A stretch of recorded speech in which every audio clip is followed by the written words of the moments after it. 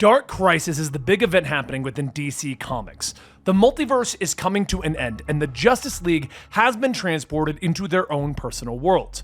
But while this event is happening, the classic Young Justice team of Tim Drake, Connor, and Bart found themselves teleported to a world spawned out of the 90s.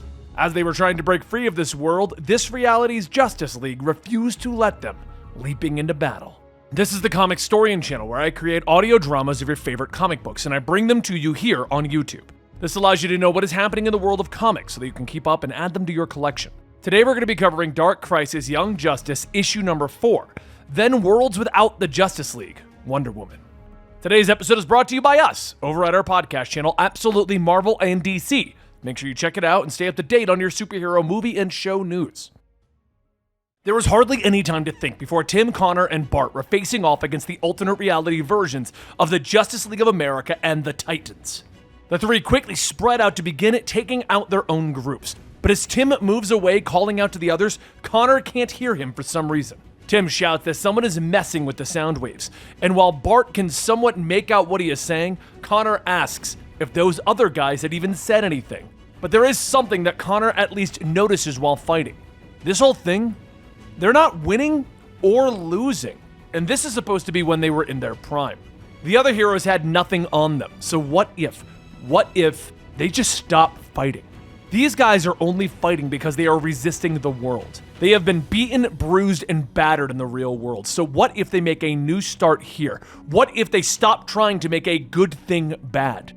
Tim and Bart continue to fight, trying to understand what is even happening, but as Connor tries to speak, the others don't listen. He shouts out that he's getting sick of this. He's tried to get them to understand. He thought out of everyone, at least Tim would understand. Tim yells that just because this is their perfect lives doesn't mean it's any better here. This isn't our past, Connor. It's actually worse. And then Connor asks him, so you just want to go back to the world where I died then, huh? You have a better life there, don't you? Tim just stands there, shocked. He finally understands why Connor wants to stay here. In the other world, he died and no one cared. But here, they praise him as the new Superman. It takes Bart saving him from being hit to snap Tim back, and Connor asks, "What? You got nothing to say? It's because I'm right." Tim stands up asking, "What is your problem? You died. You left us alone. You left me alone. And then suddenly you showed back up like nothing happened. Like it didn't ruin my life. Like I didn't try to find a way to get closure on you. Like I didn't change my whole costume to honor you. You think my life was better then? Do you think that I was better then, Connor? But without whoever I became because of your death, I wouldn't be here now. I got lost too. I thought you were dead. I was trying to think of a way to bring you back. Not just the happier times, but the hard times as well. We aren't our past, Connor. It's who we become after everything else falls apart. That's what matters." These words, however, Connor could hear them. And Tim was right. But what's the point? He isn't what he thinks he is. The two of them argue back and forth, and Bart steps in asking, "Can you guys just give it a rest already? You keep talking about Connor's death like it was some big traumatic event. He's not the only one that died. Neither of you take me seriously. You don't ask how I'm doing. You don't listen to me when I tell you that something is wrong here.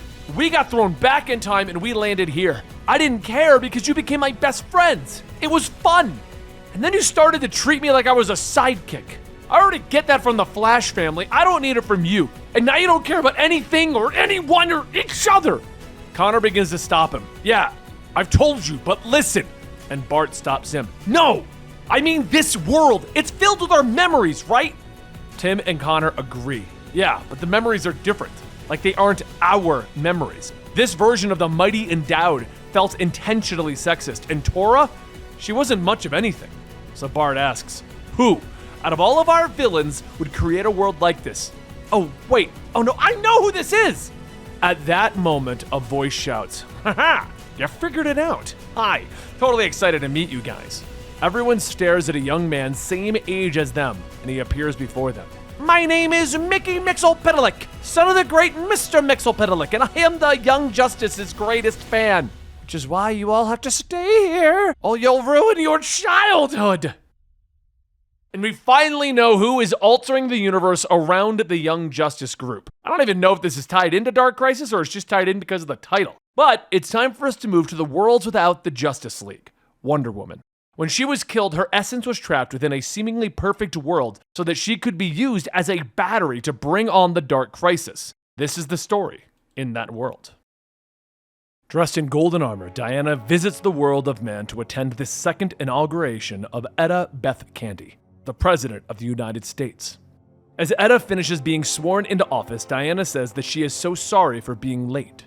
There was a bomb scare in Sydney but Etta tells her that it's okay. She's going to assume that all is well as her mother's book needs to go back.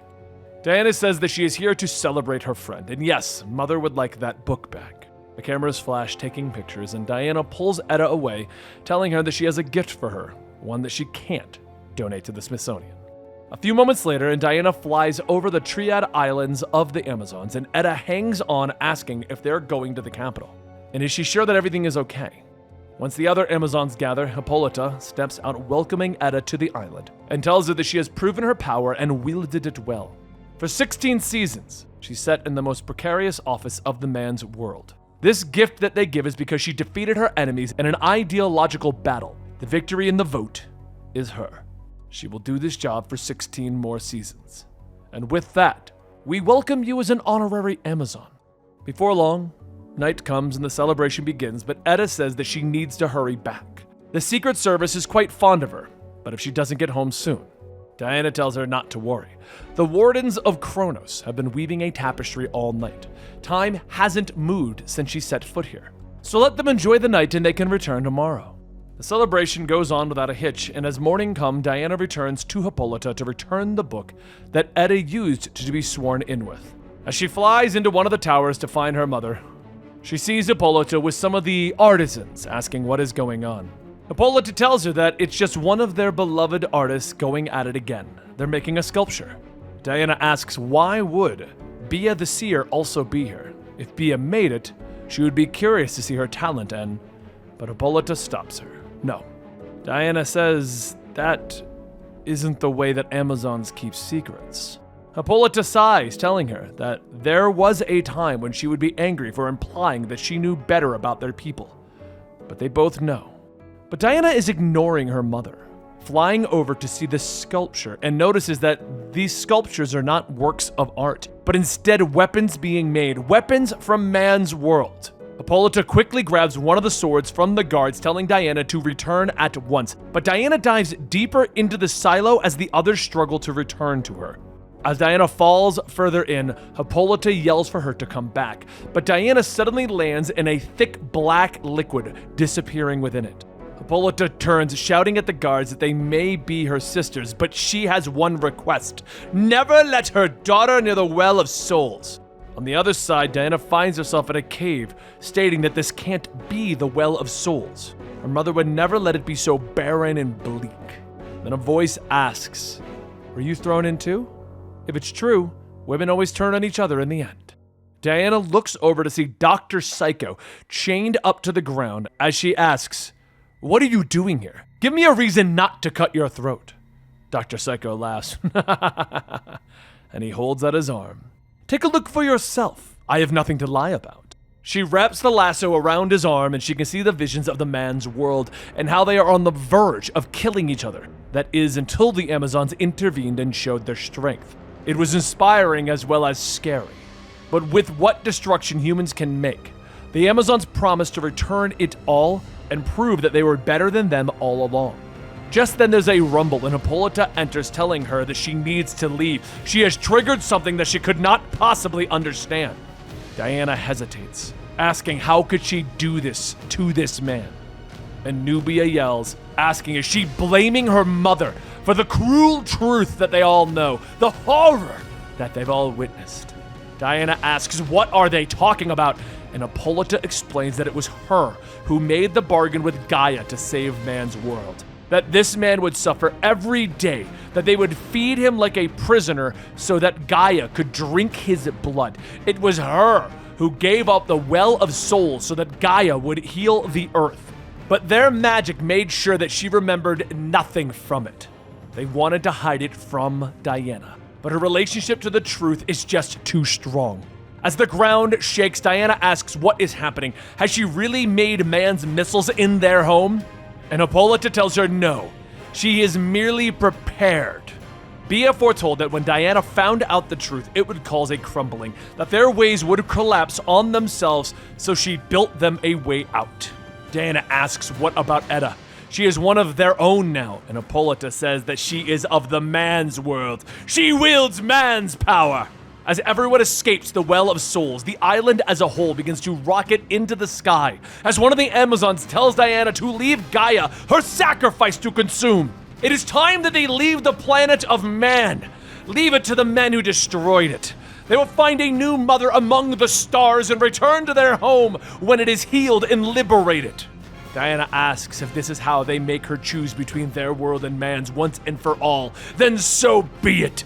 She releases her hold, falling back to the earth as the rest of her sisters set off into space. She throws Dr. Psycho to the ground, telling him, I just watched all of my people sail away because I chose to stay here. Why? Dr. Psycho tells her, I cannot speak any lie. But as he goes on, his voice begins to change. Who is Wonder Woman if she is not a wonder to those around her? No wonder you would crave a world like this, a terrible place that only you are willing to save. What is Wonder Woman's desires? No matter how indefensible the world of men becomes, you will always choose it. Because Amazons are your peers, but to the men, you will be a god forever.